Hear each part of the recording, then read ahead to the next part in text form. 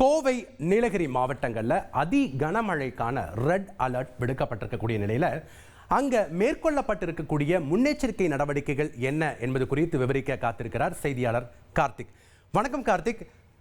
கோவை மற்றும் நீலகிரி மாவட்டத்துக்கு red alert விடுக்கப்பட்டிருக்கு. தொடர்ந்து நேற்று முதலே மழையானது விட்டு விட்டு கனமழையாக பெய்து வரதை நம்ம பார்க்குறோம். தற்போது அங்கே என்ன மாதிரியான முன்னெச்சரிக்கை நடவடிக்கைகள் எடுக்கப்பட்டிருக்கு, அங்கே இருக்கக்கூடிய கள விவரங்களை பதிவு பண்ணுங்க. தற்போது மழை பெய்து கொண்டிருக்கிறதா? வணக்கம். நேற்றிலிருந்தே கோவை நீலகிரிக்கு மழை தொடங்கிருச்சு. நாளை மறுநாள் மிக அதி கனமழைக்கு வாய்ப்பு இருப்பதாக வானிலை மையம் அறிவித்திருக்கு. குறிப்பாக ரெட் அலர்ட் நீலகிரி கோவை மாவட்டத்துக்கு கொடுத்திருக்காங்க.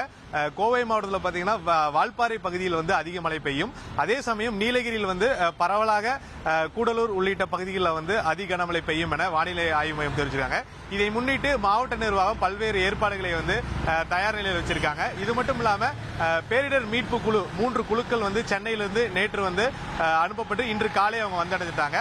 கோவையில் இந்த 3 குழுக்கள் வால்பாறை மற்றும் நீலகிரி கோவை இந்த 3 குழுக்களாக தனித்தனியாக பிரிக்கப்பட்டு அவர்களுக்கு ஒதுக்கப்பட்ட இடங்கள்ல தங்க வைக்கப்பட்டிருக்காங்க. அது மட்டும் இல்லாம மாவட்ட நிர்வாகம் சார்பில் இன்று 11 மணிக்கு இந்த பருவமழையை எப்படி எதிர்கொள்வது என்ற ஒரு ஆலோசனை கூட்டம் அனைத்து துறை அதிகாரிகளோடு சேர்ந்து மாவட்ட ஆட்சியர் தலைமையில் நடத்த இருக்கிறாங்க.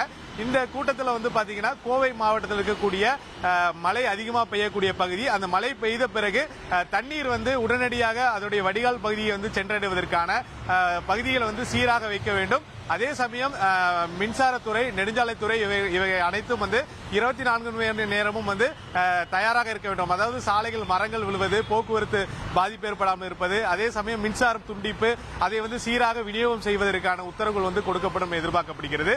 ஒரு பக்கம் பேரிடர் மீட்பு குழு தயாரா இருக்கும் பட்சத்தில் மழை அதிக அளவில் பெய்யும் என்று சொல்லக்கூடிய பகுதிகளில் பொதுமக்களும் பாதுகாப்பாக இருக்க வேண்டும்.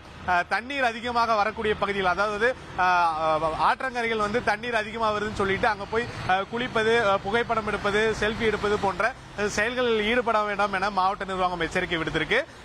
இந்த அடுத்த 3 நாட்கள் அதிக மழை வரும் என வானிலை ஆய்வு மையம் அறிவிப்பு வெளியிட்டதை அடுத்து மாவட்ட நிர்வாகம் இந்த மாதிரி ஏற்பாடுகளை செஞ்சிருக்காங்க.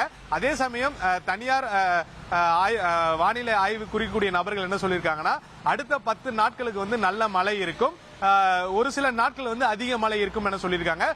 குறிப்பா கோவை மாவட்டத்தில் வால்பாறைக்கு அதிக மழை இருக்கும் சொல்லியிருக்காங்க.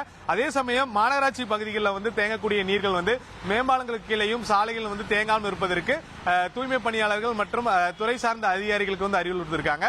மழை வரும் பட்சத்தில் அதுக்கான ஏற்பாடுகள் எப்படி நடப்பது என்பது நம்ம பொறுத்திருந்து பார்க்கலாம். நன்றி கார்த்திக், உங்களுடைய முழு தகவல்களுக்கும். செய்திகளை உடனுக்குடன் தெரிந்து கொள்ள உடனே சப்ஸ்கிரைப் பண்ணுங்க.